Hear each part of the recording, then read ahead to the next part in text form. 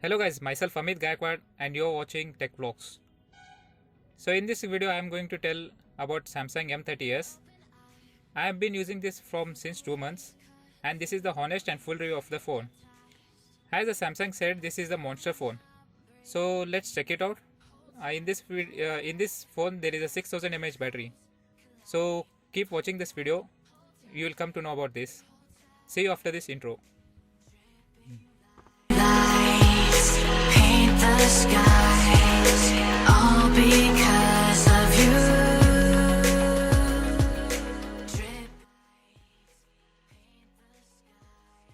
Here are some quick specs of the phone. It has got Exynos 9611 octa-core processor, 6.4 inches Super AMOLED HD Plus screen with a notch display. There are two variants like 4GB and 6GB of RAM, 64 and 128GB of internal storage.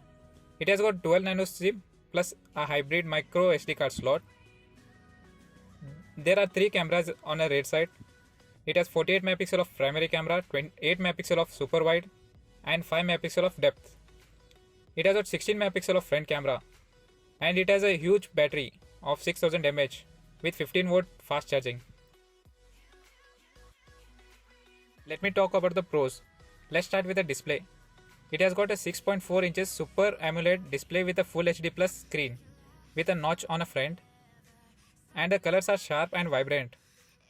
In outdoor condition there is no issue in a display or a brightness because it has got a Super AMOLED display and it has got a best screen under 15,000 and that also from Samsung.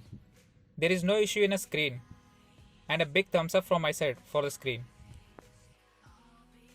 It has its own Samsung Exynos 9611 latest processor. There is no lag in this processor for day-to-day usage. Multitasking is very smooth. One UI is good for optimization for the multitasking. It has got UFS 2.1 for storage, which is very fast. Right now it is running on Android Pie based on 9 and in a few days you will get an update of Android 10, which is Oreo, and One UI 2.0 also. As there is no LED notification light physically, so here comes a feature called always on screen, which saves the battery and shows the notification also. Let me talk about the battery. It has got a huge battery of 6000 mAh, where Samsung called it as a monster. Yeah, it's really a monster, but mobile is very light in weight.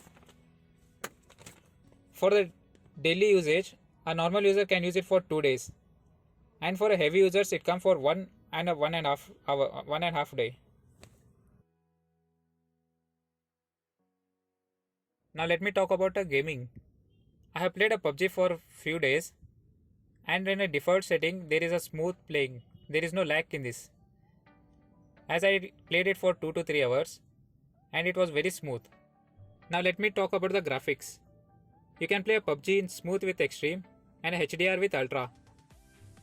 There are no other companies who provide this kind of a feature in this budget segment.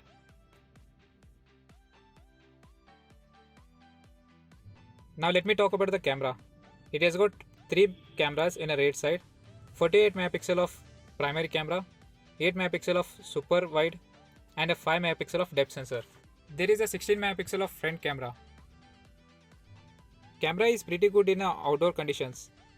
Here are some samples where you can see pictures clicked by me.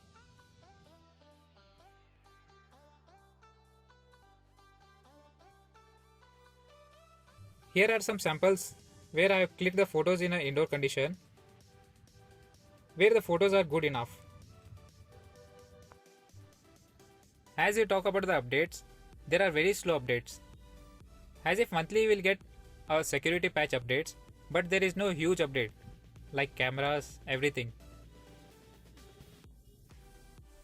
There are no update on an Android version. As if there is an Android 10, but I still didn't get any update from Samsung. Let's talk about the gaming. We have listed this in a con because it runs PUBG good with no issues or no major lags. But it's not for the heavy gamers like pro. If you play it for 2 to 3 hours, it hits a little bit, like 39 to 41 degrees. And its processor struggles. when we play a PUBG for a long time. And for the gamers, speaker's output is not that good. For the better experience, you have to use a headphone or earphone. These are the suggestions from my side. Let me talk about the build quality. Samsung used a plastic, where the other companies are providing glass pack with a Gorilla Glass protection. In this matter, I am very disappointed by the company. Samsung was supposed to give a better build quality because other companies already providing it in their smartphones. It takes around 3 or more than that to charge a phone from 0 to 100 because of a huge 6000 mAh battery, where all the users get disappointed, which is very boring. It has got a 15-volt charger in a box with a Type-C cable. Last but not the least, design is not that attractive. It is very typical and very simple. And you will get a fingerprints on a right side. So after using this phone for 2 months, this is my honest and a full review, where I have told all the pros and cons. So if you like the video, hit the like button, share it with your friends, and do subscribe to my channel.